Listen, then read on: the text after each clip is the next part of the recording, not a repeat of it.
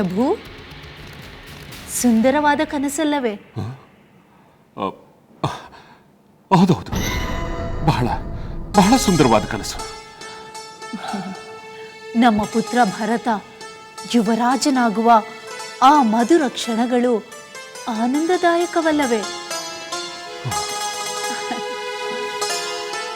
ನನ್ನೆಲ್ಲ ಕನಸುಗಳನ್ನು ನನಸು ಮಾಡಬಲ್ಲ ಉದಾರ ಮನಸ್ಸುಳ್ಳ ನಿಮ್ಮಂತಹ ಪತಿ ನನಗಿರುವಾಗ ಯಾವುದಕ್ಕೆ ತಾನೇ ಚಿಂತಿಸಬೇಕು ಅಲ್ಲವೇ ಪ್ರಭು?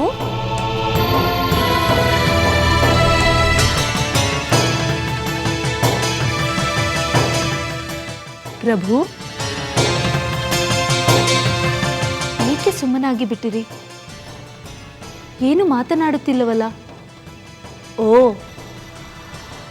ಆ ಮಧುರ ಕ್ಷಣವನ್ನು ನೆನೆದು ನೀವು ನನ್ನಂತೆಯೇ ಆನಂದ ಪರವಶರಾಗಿ ಮಾತು ಮರೆತು ಬಿಟ್ಟಿರೋ?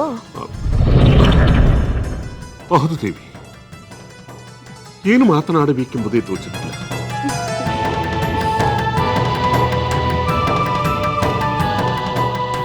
ಪ್ರಭು, ನಿಮ್ಮ ಮುಖದಲ್ಲಿ ಆ ಉತ್ಸಾಹವೇ ಕಾಣುತ್ತಿಲ್ಲವಲ್ಲ? ಏನು ಕಾರಣ?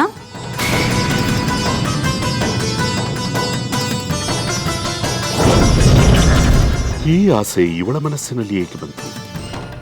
ಕನಸಿನ ನೆಪದಲ್ಲಿ ತನ್ನ ಪುತ್ರ ಯುವರಾಜನಾಗಬೇಕೆಂದು ಹೇಳುತ್ತಿರುವ ಇವಳಿಗೆ ಯಾರು ಪ್ರೇರಣೆ ನೀಡಿದವರು? ಈ ಕಾರಣದಿಂದಲೇ ಇವಳು ತನ್ನ ಪುತ್ರ ಭರತನನ್ನ ಬೇಗ ಕರೆಸಬೇಕೆಂದು ಒತ್ತಾಯ ಮಾಡಿದಳೆ. ಪ್ರಭು, ಏನು ಯೋಚಿಸುತ್ತಿರುವಿರಿ? ಏನಿಲ್ಲ ದೇವಿ, ಏನಿಲ್ಲ. ಏನೋ ಇದೆ. ನನ್ನ ಬಾಯಿಂದ ಬಂದು ಪೂರ್ಣವಾಗುವ ಮೊದಲೇ ನನ್ನ ಎಲ್ಲ ಆಸೆಗಳನ್ನು ಈಡೇರಿಸುವ ನೀವು ಈಗ ಸುಮ್ಮನಿರುವಿರೆಂದರೆ ನನ್ನ ಮಾತು ನಿಮಗೆ ಪ್ರಿಯವಾಗಲಿಲ್ಲವೆಂದು ಅರ್ಥ. ಇಲ್ಲ ದೇವಿ, ಹಾಗೇನಿಲ್ಲ. ನಾನು ಹಾಗೆಲ್ಲ ಹೇಳಿದೆ. ಅಂದರೆ ನನ್ನ ಮಾತನ್ನು ನೀವು ನಡೆಸಿಕೊಡುತ್ತೀರಲ್ಲವೇ? ದೇವಿ, ರಾಜಾಧಿಕಾರ ನನ್ನೊಬ್ಬನ ವೈಯಕ್ತಿಕ ನಿರ್ಧಾರವಲ್ಲ ದೇವಿ. ಪದ್ಧತಿ ಸಂಪ್ರದಾಯಗಳಿವೆ. ಗುರು ಹಿರಿಯರ ಸಮ್ಮತಿ ಬೇಕಾಗುತ್ತದೆ, ಧರ್ಮದ ಬೆಂಬಲ ಬೇಕಾಗುತ್ತದೆ. ಅದೆಲ್ಲ ನನಗೂ ತಿಳಿದಿದೆ ಪ್ರಭು. ದಶರಥ ಮಹಾರಾಜರ ಪುತ್ರ ಯುವರಾಜನಾಗುವುದು ಧರ್ಮ ವಿರೋಧ ಹೇಗಾಗುತ್ತದೆ? ದೇವಿ, ಸಾಮಾನ್ಯವಾಗಿ ಜ್ಯೇಷ್ಠ ಪುತ್ರನೇ ತಂದೆಯ ನಂತರ ಸಿಂಹಾಸನವನ್ನು ಏರಬೇಕು. ಯುವರಾಜ ಪಟ್ಟಾಭಿಷೇಕದ ಅಧಿಕಾರವು ಅವನದೇ ಆಗಿರುತ್ತದೆ. ಅಂದರೆ ಕನಿಷ್ಠ ಪುತ್ರ ಪುತ್ರನಲ್ಲವೇ? ಅಲ್ಲವೆಂದವರಾರಿ? ಭರತ ನಿಮ್ಮ ಪುತ್ರನೆನ್ನುವುದು ಧರ್ಮಸಮ್ಮತವಾದರೆ ಅವನು ಯುವರಾಜನಾಗುವುದು ಧರ್ಮಸಮ್ಮತವೇ. ಹಿರಿಯ ರಾಣಿ ಕೌಸಲ್ಯೆ ನಿಮ್ಮ ಧರ್ಮ ಪತ್ನಿಯಾದರೆ ಈ ಕಿರಿಯ ರಾಣಿ ಕೈಕೇಯಿಯು ನಿಮ್ಮ ಧರ್ಮ ಪತ್ನಿಯೇ. ಅಲ್ಲಿರುವ ಧರ್ಮ ಇಲ್ಲಿಲ್ಲವೇ? ದೇವಿ, ನಿನ್ನ ತರ್ಕವನ್ನು ನಾನು ಒಪ್ಪುತ್ತೇನೆ. ಮಹಾಪ್ರಭು, ನಿಮ್ಮೊಂದಿಗೆ ತರ್ಕ ಮಾಡಿ ನಿಮ್ಮ ಮೆಚ್ಚುಗೆಯನ್ನು ಪಡೆಯಬೇಕೆಂದು ನಾನು ಈ ಮಾತುಗಳನ್ನು ಹೇಳುತ್ತಿಲ್ಲ. ನನ್ನ ಕನಸು ನನಸಾಗಬೇಕೆಂಬ ಪ್ರಬಲವಾದ ಆಕಾಂಕ್ಷೆಯಿಂದ ಹೇಳುತ್ತಿದ್ದೇನೆ. ಇವಳು ಕೆರಳಿದರೆ ನನ್ನ ನೆಮ್ಮದಿಯನ್ನೇ ಹಾಳು ಮಾಡಿಬಿಡುತ್ತಾಳೆ. ಈಗ ಉಪಾಯವಾಗಿ ಇವಳನ್ನು ಸುಮ್ಮನಿರಿಸಬೇಕು. ಪ್ರಭು, ನನ್ನ ಮಾತು ಕೇಳಿಸಿತೆ? ಕೇಳಿಸುತ್ತಿದೆ ದೇವಿ, ಚಿಂತಿಸಬೇಡ. ಅದಕ್ಕೀಗಲೇ ಏನು ಅವಸರ? ಸಂದರ್ಭ ಬಂದಾಗ ನಾನೇ ನಿನ್ನ ಕನಸನ್ನು ನನಸಾಗಿಸುತ್ತೇನೆ. ನಿಜವಾಗಿಯೂ? ಖಂಡಿತವಾಗಿ. ಇಷ್ಟು ಭರವಸೆ ಸಾಕು ಪ್ರಭು. ನನಗೆ ನಿಮ್ಮ ಮೇಲೆ ನಂಬಿಕೆ ಇದೆ. ಅಬ್ಬಾ, ಅಂತೂ ನನ್ನ ದೇವಿ ಪ್ರಸನ್ನಳಾದಳು. ನಾನು ಕೋಪಿಸಿಕೊಂಡೆನೆಂದು ಭಾವಿಸಿದಿರಾ ಪ್ರಭು?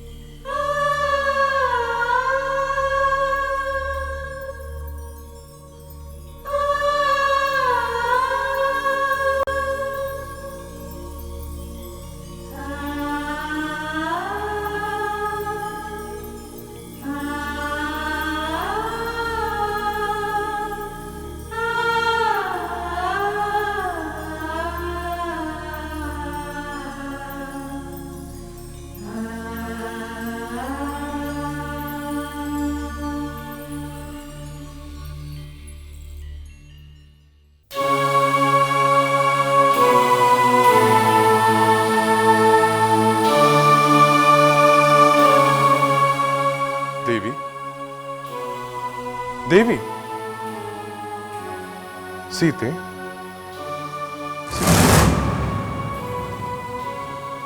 ಸ್ವಾಮಿ ಬಂದಿರಾ? ಬನ್ನಿ. ಇದೇನು ಸೀತೆ, ನಿನ್ನ ಮನಸ್ಸು ಎಲ್ಲಿಗೋ ಸಂಚಾರ ಹೊರಟಿರುವಂತಿದೆ. ಯಾವುದೋ ಚಿಂತೆ ನಿನ್ನ ಶಾಂತಿಯನ್ನು ಕದಡಿರುವಂತಿದೆ. ಏನಾಯ್ತು? ಏನೂ ಇಲ್ಲ ಸ್ವಾಮಿ, ಹೀಗೆ ಯೋಚಿಸುತ್ತಾ ಕುಳಿತಿದ್ದೆ. ಬಾಗಿಲಲ್ಲಿ ನನ್ನ ಆಗಮನಕ್ಕಾಗಿ ಕಾತರದಿಂದ ಕಾಯುತ್ತಾ ಇರಬೇಕಾದ ನೀನು ಈ ದಿನ ಹೀಗೆ ಚಿಂತೆಯಲ್ಲಿ ಕಳೆದು ಹೋಗಿರುವುದನ್ನು ಕಂಡು ನನಗೆ ಆಶ್ಚರ್ಯ.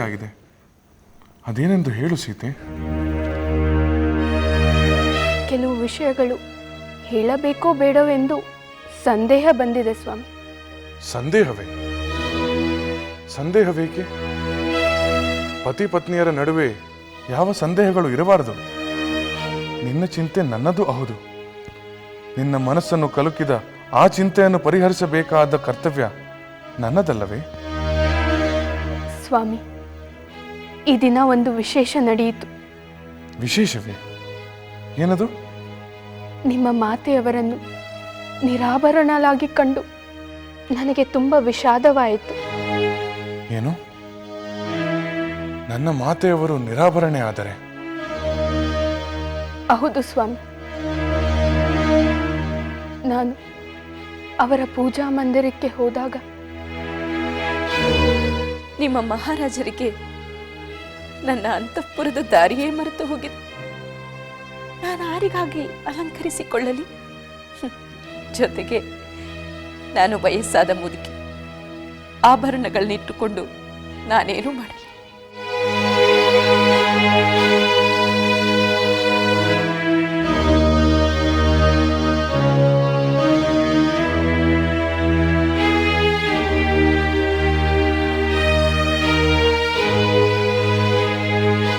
ನಾನು ಹೇಳಿದ ಮಾತುಗಳನ್ನು ಕೇಳಿ ನಿಮಗೆ ಬೇಸರವಾಯಿತೆ ಸ್ವಾಮಿ? ನಿನ್ನ ಮೇಲೆ ಬೇಸರವಿಲ್ಲ ಸೀತೆ. ವಾತ್ಸಲ್ಯ ಮೂರ್ತಿಯಾದ ನನ್ನ ಮಾತೆಯವರ ಮೇಲೆ ನನಗೆ ಅನುಕಂಪವಿದೆ. ಮಹಾರಾಣಿಯಾದವರು ಹೀಗೆ ವಿರಾಗಿಣಿಯಂತೆ ಬಾಳುವುದು ತರವೇ ಸ್ವಾಮಿ?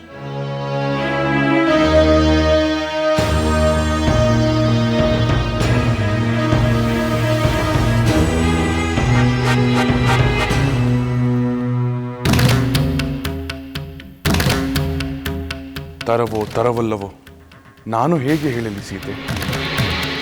ಮಹಾರಾಜರ ಅವಗಣನೆಯಿಂದ ಮಾತೆಯವರು ನೊಂದಿರುವುದು ನನಗೆ ಗೊತ್ತು. ಆದರೆ ತಂದೆಯವರ ತಪ್ಪನ್ನು ಎತ್ತಿ ಆಡುವುದು ಪುತ್ರನಾದವನಿಗೆ ಸಲ್ಲದು. ಹಿರಿಯರ ಗುಣದೋಷಗಳನ್ನು ಕಿರಿಯರು ಪ್ರಶ್ನೆ ಮಾಡಬಾರದು. ಈ ರಾಮನ ಪಾಲಿಗೆ ಮಾತಾಪಿತ ಪ್ರತ್ಯಕ್ಷ ದೈವ. ಅವರಿಗೆ ನೀತಿ ಹೇಳುವ ಉದ್ದಟನಾಗಲೇ? ಇಲ್ಲ ದೇವಿ, ಎಂದಿಗೂ ಇಲ್ಲ.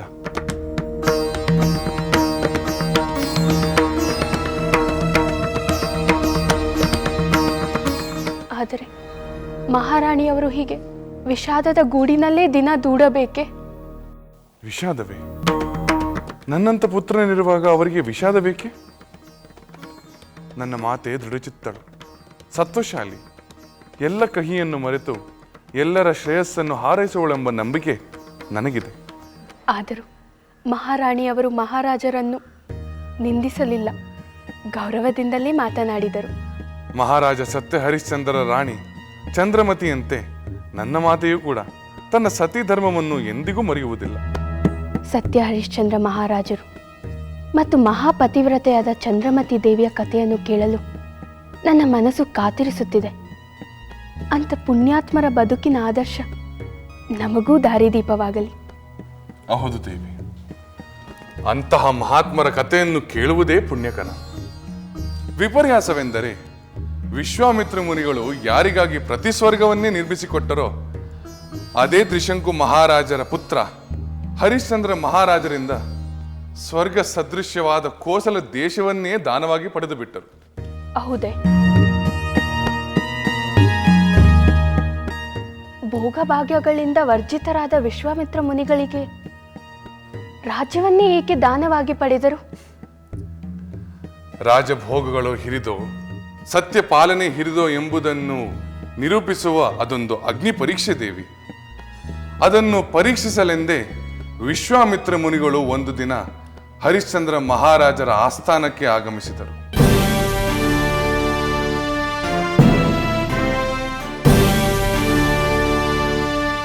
ಸತ್ಯ ಧರ್ಮ ಪ್ರಜಾಪಾಲನದಿ ನೀತಿ ನಿಯಮ ವೀರ ಶೌರ್ಯದಿ ಹರಿಶ್ಚಂದ್ರ ಮಹಾರಾಜ ಸತ್ಯವ್ರತದಲ್ಲಿ ಲೋಕವಂದ್ಯ ಸೂರ್ಯ ಕುಲದಿ ಸಂಜಾತ ರಘುವಂಶ ಕೀರ್ತಿ ಪ್ರತಾಪ ದಾನಶೀಲದಿ ಲೋಕಖ್ಯಾತ ಮಹಾಮಹಿಮ ಕೀರ್ತಿವಂತ ಹರಿಶ್ಚಂದ್ರ ಮಹಾರಾಜ ಬಹುಪರಾ ಬಹುಪರಾ.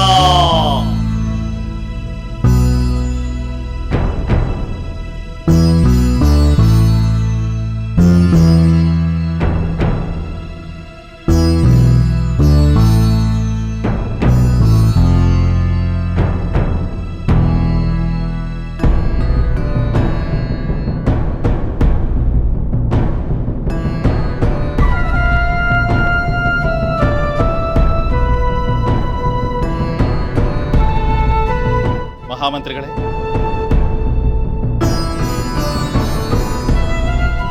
ನಾವು ಗಮನಿಸಬೇಕಾದ ಪ್ರಜೆಗಳ ಯೋಗಕ್ಷೇಮದ ವಿಷಯವೇನಾದರೂ ಇದೆಯೇ? ಅಂತಹ ವಿಷಯ ಯಾವುದೂ ಇಲ್ಲ ಪ್ರಭು. ಪ್ರಜೆಗಳು ನೆಮ್ಮದಿಯಿಂದ ಇದ್ದಾರೆ. ದೇವತಾ ಕಾರ್ಯಗಳು ನಿರ್ವಿಘ್ನತೆಯಿಂದ ನಡೆಯುತ್ತಿವೆ.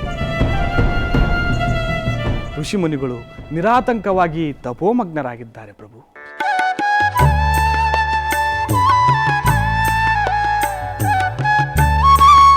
ದಯಾಮಯನಾದ ಆ ಪರಮೇಶ್ವರನು ನನ್ನ ಸಾಮ್ರಾಜ್ಯವನ್ನು ಸದಾ ಕಾಲವೂ ರಕ್ಷಿಸಲಿ ಎಂದು ಪ್ರಾರ್ಥಿಸಿಕೊಳ್ಳುತ್ತೇನೆ.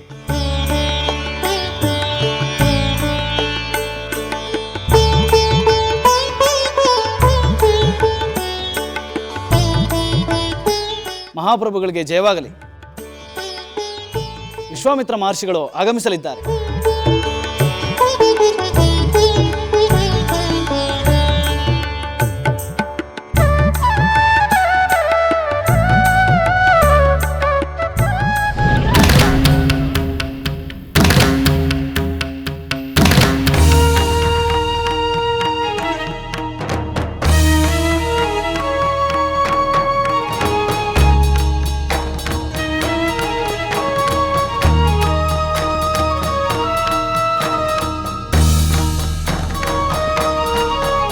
ಪರಮ ಪೂಜ್ಯರಾದ ವಿಶ್ವಾಮಿತ್ರ ಮಹರ್ಷಿಗಳೇ, ತಮಗೆ ಸ್ವಾಗತ, ಸುಸ್ವಾಗತ.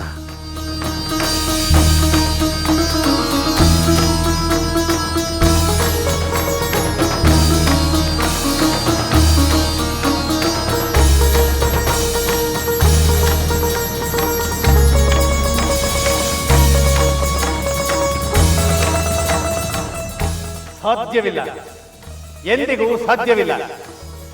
ಕಷ್ಟದಲ್ಲಿಯೇ ಆಗಲಿ ಸುಖದಲ್ಲಿಯೇ ಆಗಲಿ ಹರಿಶ್ಚಂದ್ರ ಭೂಪಾಲನು ಸತ್ಯವನ್ನು ಮೀರಿ ನಡೆಯಲಾರ. ಆಲೋಚನೆಯಲ್ಲಾಗಲಿ ಕ್ರಿಯೆಯಲ್ಲಾಗಲಿ ಸತ್ಯದ ಗೆರೆಯನ್ನು ದಾಟಲಾರ. ಹಾಸ್ಯಕ್ಕಾದರೂ ಹರಿಶ್ಚಂದ್ರ ಮಹಾರಾಜ ಸತ್ಯಕ್ಕೆ ತಪ್ಪಿ ನಡೆಯುವುದಿಲ್ಲ. ಇಡೀ ಬ್ರಹ್ಮಾಂಡವೇ ತಲೆ ಕೆಳಗಾಗಬಹುದು. ಸೂರ್ಯ ಚಂದ್ರರು ತಮ್ಮ ಚಲನೆಯನ್ನೇ ಮರೆಯಬಹುದು. ಸಪ್ತ ಸಾಗರಗಳು ಉಕ್ಕಿ ಹರಿದು ಅಲ್ಲೋಲ ಕಲ್ಲೋಲವಾಗಬಹುದು. ಆದರೆ ಸತ್ಯವಂತನಾದ ಹರಿಶ್ಚಂದ್ರ ಮಹಾರಾಜ ಎಂದಿಗೂ ಸತ್ಯವನ್ನು ಬಿಟ್ಟು ನಡೆಯಲಾರ. ಸತ್ಯಕ್ಕೆ ತಪ್ಪಿ ನಡೆಯಲಾರ. ತಪ್ಪಿಸುತ್ತೇನೆ ವಸಿಷ್ಠರೇ, ತಪ್ಪಿಸುತ್ತೇನೆ. ಅಂದು ಇಂದ್ರನ ಸಭೆಯಲ್ಲಿ ನೀವಾಡಿದ ಮಾತುಗಳು ಇನ್ನೂ ನನ್ನ ಕಿವಿಗಳಲ್ಲಿ ಅಪ್ಪಳಿಸುತ್ತಿವೆ. ಈ ವಿಶ್ವಾಮಿತ್ರನ ಪ್ರಚಂಡವಾದ ತಪಶ್ಶಕ್ತಿ ಇಡೀ ಬ್ರಹ್ಮಾಂಡವನ್ನೇ ಬುಡಮೇಲು ಮಾಡುವುದೆಂದು ತೋರಿಸಿಕೊಡುತ್ತೆ. ತ್ರಿಶಂಕು ಮಹಾರಾಜನಿಗೆ ಪ್ರತಿಸ್ವರ್ಗವನ್ನೇ ಸೃಷ್ಟಿಸಿದ ಈ ವಿಶ್ವಾಮಿತ್ರನಿಗೆ ಅಸಾಧ್ಯವೆಂಬುದು ಯಾವುದೂ ಇಲ್ಲ. ನಿಮ್ಮ ಶಿಷ್ಯ ಹರಿಶ್ಚಂದ್ರನ ಸತ್ಯದ ಅರಮನೆಯ ಅಡಿಪಾಯವನ್ನ ಹೇಗೆ ಅಲುಗಾಡಿಸುತ್ತೇನೆ ನೋಡುತ್ತೇನೆ.